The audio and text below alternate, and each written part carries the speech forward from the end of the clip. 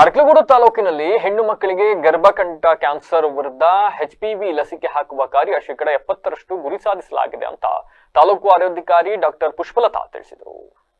ತಾಲೂಕು ಕಚೇರಿ ಸಭಾಂಗಣದಲ್ಲಿ ನಡೆದ ತಾಲೂಕು ಮಟ್ಟದ ಅಂತರ್ ಇಲಾಖೆ ಅಧಿಕಾರಿಗಳ ಸಮಗ್ರ ರೋಗಗಳ ಕಣ್ಗಾವಲು ಸಮಿತಿ ಸಭೆಯಲ್ಲಿ ಮಾತನಾಡಿದ ಅವರು, ಶೈಕ್ಷಣಿಕ ರಜೆ ಬಂದ ಕಾರಣ ಲಸಿಕೆ ಹಾಕುವ ಕಾರ್ಯ 30% ಬಾಕಿ ಇದ್ದು, ಈ ಶೈಕ್ಷಣಿಕ ವರ್ಷದಲ್ಲಿ ಪೂರ್ಣಗೊಳಿಸಲಾಗುವುದು. ಯಾವುದೇ ಅಪಪ್ರಚಾರಕ್ಕೆ ಕಿವಿಗೊಡದಂತೆ ಪ್ರತಿ ಹೆಣ್ಣು ಮಗುವು ಈ ಲಸಿಕೆಯನ್ನು ಪಡೆದುಕೊಳ್ಳುವುದು ಅಗತ್ಯ. ಲಸಿಕಾ ಕಾರ್ಯಕ್ಕೆ ಶಿಕ್ಷಣ ಇಲಾಖೆ ಮತ್ತು ಪೋಷಕರು ಸಹಕಾರ ನೀಡಬೇಕು ಎಂದರು.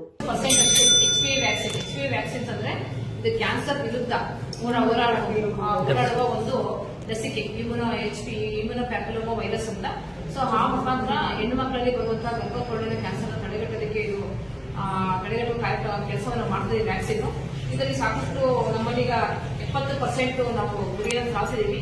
ಇನ್ನು 30% ತಲುಪಬೇಕಾಗಿದೆ. ಯಾಕೆಂದ್ರೆ ರಜಾ ಬಂದಾಗ ಮಕ್ಕಳುಗಳು ಬೇರೆ ಬೇರೆ ಕಡೆ ಹೊರಟೋಗಿದ್ರು, ಮಕ್ಕಳುಗಳು ಸಿಕ್ಕಿಲ್ಲ. ಆದ್ರಿಂದ ಇಲ್ಲಿರುವ ಶಿಕ್ಷಣ ಇಲಾಖೆಯವರು ಮತ್ತು ಹಾಸ್ಟೆಲ್ ಅವರು ನಮಗೆ ನಾವು ಕೇಳ್ಕೊತಿರೋದು ಏನು ಅಂತಂದ್ರೆ, ನಿಮ್ಮೆಲ್ಲಾ ಮಕ್ಕಳು ಕೂಡ ವ್ಯಾಕ್ಸಿನ್ ಸಿಗೋ ತರ ಪಡ್ಕೊಳ್ಳೋ ತರ 14 ವರ್ಷದ ತುಂಬಿರ್ಬೇಕು, 15 ವರ್ಷದ ಒಳಗಿರಬೇಕು. ಅವ್ರಿಗೆಲ್ಲರಿಗೂ ಕೂಡ ಸರ್ಕಾರ ವ್ಯಾಕ್ಸಿನ್ ಅನ್ನು ಸರಬರಾಜು ಮಾಡಿದೆ. ಕೆಲವು ತಪ್ಪು ಮಾಹಿತಿಯಿಂದ ಪಡ್ಕೊಂಡಿರೋದು ಕಂಡು ಬಂದಿದೆ.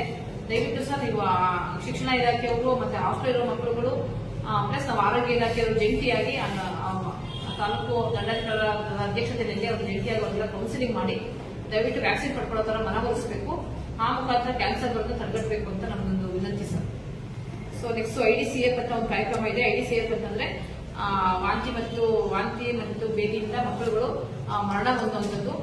ತಹಶೀಲ್ದಾರ್ ಕೆಸಿ ಸೌಮ್ಯ ಅಧ್ಯಕ್ಷತೆ ವಹಿಸಿದ್ದರು. ತಾಲೂಕು ಆರೋಗ್ಯ ಶಿಕ್ಷಣಾಧಿಕಾರಿ ಮಂಜುಳಾ, ಕ್ಷೇತ್ರ ಆರೋಗ್ಯ ಶಿಕ್ಷಣಾಧಿಕಾರಿ KT ಪರಮೇಶ್, ಆಶೋಮೀಟರ್ ಕವಿತಾ, ಆರೋಗ್ಯ ನಿರೀಕ್ಷಕರಾದ ಮೋಹನ್, ಜಯರಾಮ್ ಉಪಸ್ಥಿತರಿದ್ದರು.